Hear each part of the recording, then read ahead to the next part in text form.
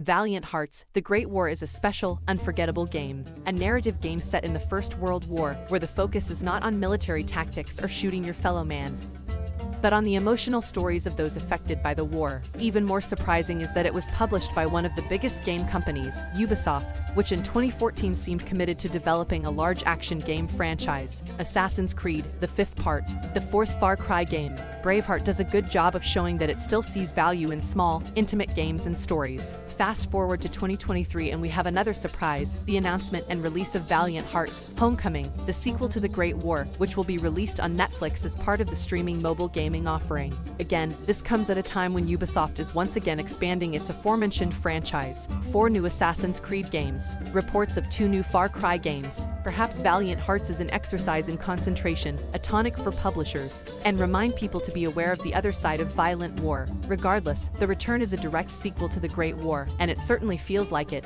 as it could have been pulled straight from 2014. The game is based on a simple 2D side-scrolling adventure filled with simple puzzles and activities, lots of recovery quests and some repetitive minigames that make up most of the interactions between the short narrative expositions. Unfortunately, the interactive elements are not very convincing. While themes and positioning are part of each character's goal, puzzles and events are mostly welcome. The fetching and swapping loop takes too long and is mostly mundane.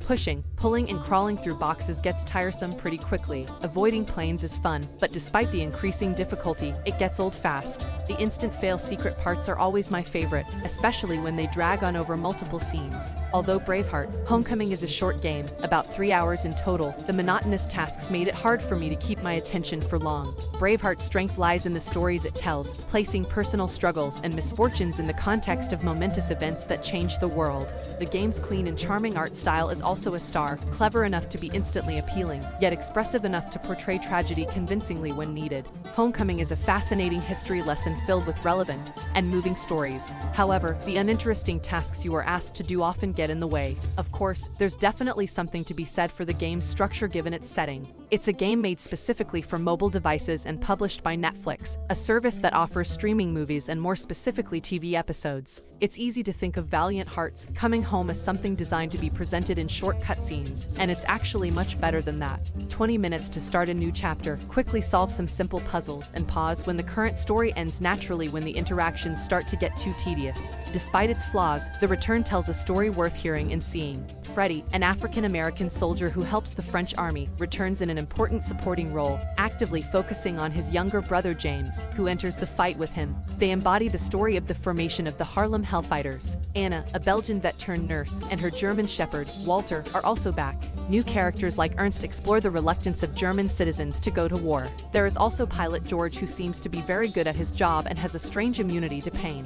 Themes of race, nationalism, friendship and individual heroism are explored, and the end result is mostly about the same sad, emotional notes from the Great War. This is a tear gas bomb, but overall, Braveheart, Homecoming doesn't have the devastating effects of World War I. Maybe it depends on how well the sequel does. Or maybe it's because it seems to be designed in a smaller format. But who says emotional narrative games can't be fleeting experiences? Valiant Heart is still here, and I'm glad to see the characters and this historical style of storytelling continue to fight another day. Just don't make me pick up another potato or avoid another peel. 3 out of 5 stars. Thanks for watching. Don't forget to like and subscribe, and support my channel.